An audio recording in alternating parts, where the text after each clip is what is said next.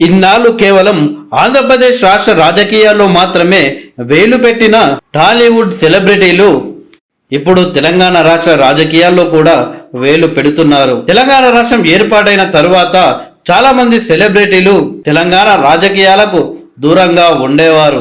ఆంధ్రప్రదేశ్ రాష్ట్ర రాజకీయాల పైన అప్పుడప్పుడు సినిమా వాళ్ళు స్పందించినా కానీ తెలంగాణ రాష్ట్ర రాజకీయాల గురించి మాత్రం ఒక్క మాట కూడా మాట్లాడేవారు కాదు. 2019లో ఆంధ్రప్రదేశ్ లో జగన్మోహన్ రెడ్డి గెలిచిన తర్వాత సినిమా వాళ్ళను కొంత ఇబ్బంది పెట్టే ప్రయత్నాలు చేశారు.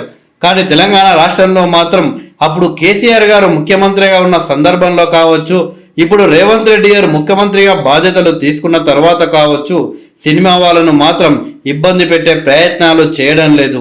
రానున్న లోక్సభ ఎన్నికల్లో గెలుపే లక్ష్యంగా కాంగ్రెస్, బీజేపీ అలాగే బీఆర్ఎస్ పార్టీలు పోటీ పడుతున్నాయి.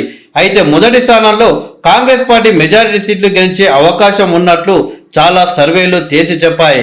ఇక రెండవ స్థానంలో బీజేపీ పార్టీ గెలుచుకునే అవకాశాలు కనిపిస్తున్నాయి. ఇక మూడవ స్థానంలో బీఆర్ఎస్ పార్టీ కేవలం 0 నుండి 1 స్థానం మాత్రమే గెలిచే అవకాశాలు ఉన్నట్లు చాలా సర్వేలు తేల్చి చెప్పాయి.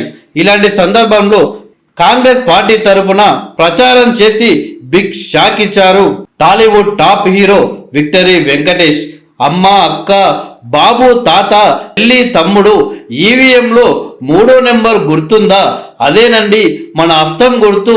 కమాన్ ఖమ్మం, మే 13న జరిగే ఎన్నికల్లో మన త్రిబులార్కి ఓటు వేసి గెలిపించండి అంటూ సినీ హీరో విక్టరీ వెంకటేష్ గారు ఓటర్లకు విన్నవించారు.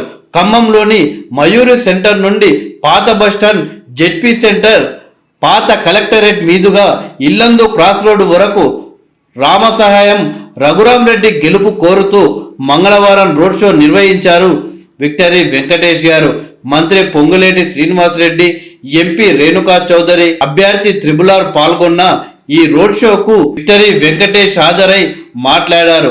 అక్కడ భద్రాచలంలో శ్రీరాముడు, ఇక్కడ ఖమ్మంలో రఘురాముడు. అలాంటి రఘురాముడికి ఓటు వేసి అత్యధిక మెజారిటీతో గెలిపించాలి. ఓటు వేయడం మన బాధ్యత, మన హక్కు అంటూ విక్టరీ వెంకటేష్ తన ప్రసంగం ముగించాడు. విక్టరీ వెంకటేష్ కేవలం ఖమ్మం లోక్సభ స్థానంలో మాత్రమే కాంగ్రెస్ పార్టీ తరఫున ప్రచారం చేసినప్పటికీ అది తెలంగాణ వ్యాప్తంగా ప్రభావం చూపే అవకాశాలు కనిపిస్తున్నాయి. ఇప్పటి వరకు తెలుగు ఫిల్మ్ ఇండస్ట్రీలో ఏ టాప్ హీరో కూడా ఏ పార్టీకి మద్దతు ఇవ్వలేదు. కేవలం విక్టరీ వెంకటేష్ మాత్రమే కాంగ్రెస్ పార్టీకి మద్దతు ఇవ్వడం ఇప్పుడు ఆశ్చర్యాన్ని కలిగిస్తుంది. చూడాలి మరి రానున్న లోక్సభ ఎన్నికల్లో విక్టరీ వెంకటేష్ ప్రభావం ఎలా ఉంటుందో చూడాలి.